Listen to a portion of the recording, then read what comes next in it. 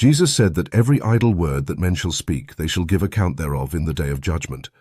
For by thy words thou shalt be justified, and by thy words thou shalt be condemned. In this video, 7 things you should never say to God. 1. Asking God, why me? Many people say this without understanding what it really means. When they say, God, why me, they are playing the victim and implying that God is being unjust.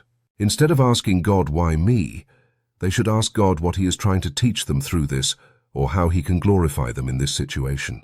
This perspective aligns more closely with James chapter 1, 2.4, where he encourages us to view our trials as opportunities for growth and maturity. 2.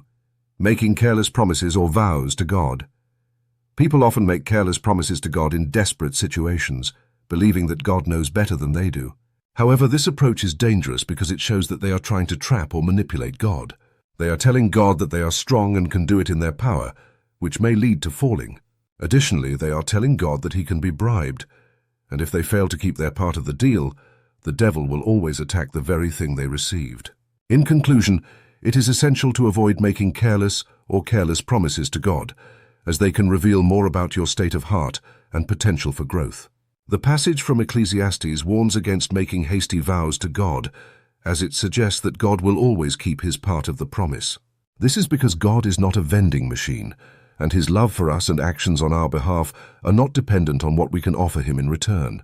When we make rash vows, we often overestimate our own ability to keep that promise, setting us up for failure and potential guilt. People in the Bible make vows to God, but they were not desperate bargains made in moments of crisis. Instead, they were thoughtful, intentional commitments made with a full understanding of the implications. For example, Hannah made a vow to dedicate her son to the Lord's service if God blessed her with a child. In the New Testament, believers live under a new covenant based on grace rather than law, as Paul writes in Ephesians 2:8 and 9. By grace we are saved through faith, and that not of ourselves, but of what he has already done for us through Christ. Instead of making hasty promises, we should approach God with faith and trust in 1 John 5:14. We should focus on aligning our will with God's will, not trying to bend God's will to match our desires. The next time you find yourself tempted to make a rash vow, try saying, I trust in your goodness and wisdom, help me to accept your will. This approach better acknowledges God's sovereignty and demonstrates true faith. When things don't go our way, we may be tempted to threaten God by saying that we will stop serving him. However, the truth is that we need God more than he needs us sometimes. If we stop serving him, he will not cease to be God. If something happens to you that you don't understand, ask him through prayers but never make threats. In the same way, the story of the prodigal son in Luke 15 illustrates the importance of trusting in God's goodness and wisdom. In Luke 15:17-9, the parable of the servants reveals that we are not doing God a favor by serving him, but rather benefiting from his presence and care.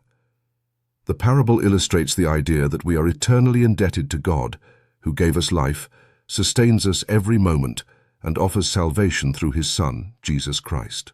The attitude of entitlement often stems from a works-based mentality, thinking that our good deeds put God in our debt. However, the Bible teaches that our righteousness is as filthy rags before a holy God, and every good thing we receive is by God's grace, not our merit. Jesus reminds us of the proper attitude in Luke 17:10, encouraging us to cultivate an attitude of gratitude for God's unmerited favor and grace in our lives. In Corinthians 4:7, Paul writes that we should trust in God's goodness and use what he has given us to serve him and others. This prayer acknowledges God's generosity, expresses gratitude, and aligns our hearts with his purposes. One common temptation is to demand God to prove himself or his existence, but the truth is that God is too big and magnificent to be pressured into proving himself.